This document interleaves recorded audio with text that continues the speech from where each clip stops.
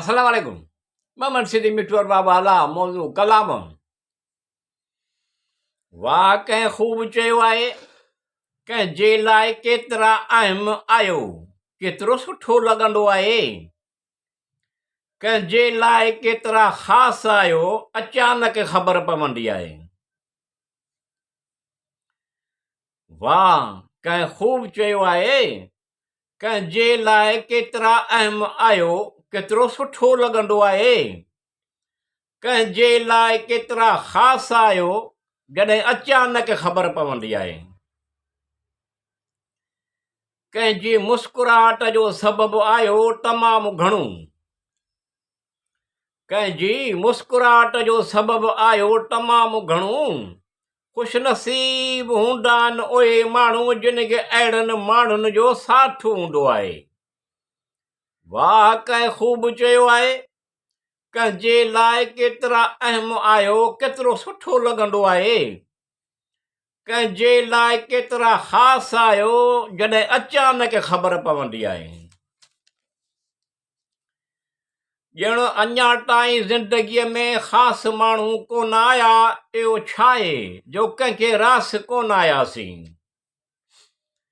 ॼण अञा ताईं ज़िंदगीअ में ख़ासि माण्हू कोन आया, इहो छा आहे जो कंहिंखे रास कोन आयासीं।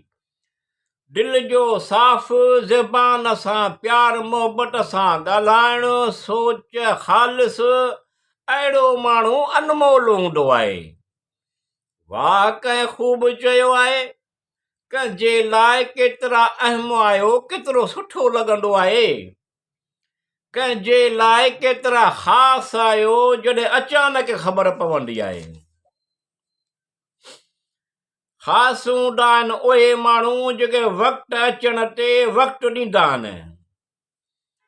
ख़ासि हूंदा आहिनि उहे माण्हू जेके वक़्तु अचण ते वक़्तु ॾींदा आहिनि।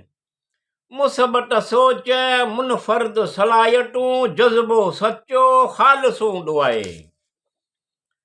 वाह कंहिं ख़ूब चयो आहे, कंहिं जे लाइ केतिरा अहम आहियो, केतिरो सुठो लॻंदो आहे।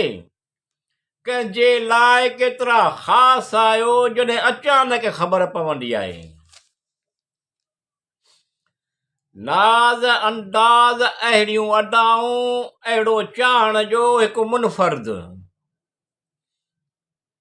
नाज़ अंदाज़, अहिड़ो अदाऊं, अहिड़ियूं चाहण जो हिकु मुनफ़र्द। अहसासु तव्हांखे ख़ासि बनाए छॾींदो आहे।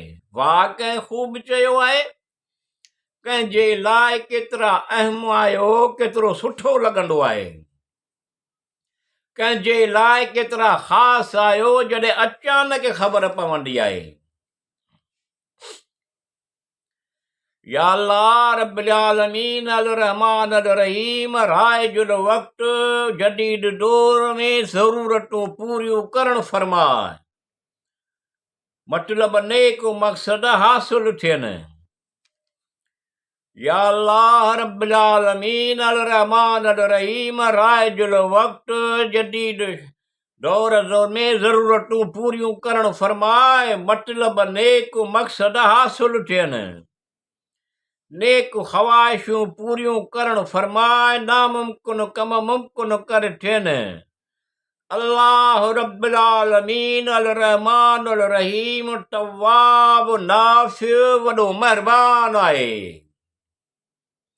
वाह कंहिं ख़ूब चयो आहे, कंहिं जे लाइ केतिरा अहम आहियो, केतिरो सुठो लॻंदो आहे। कंहिं जे लाइ केतिरा ख़ासि आहियो, जॾहिं अचानक ख़बर पवंदी आहे।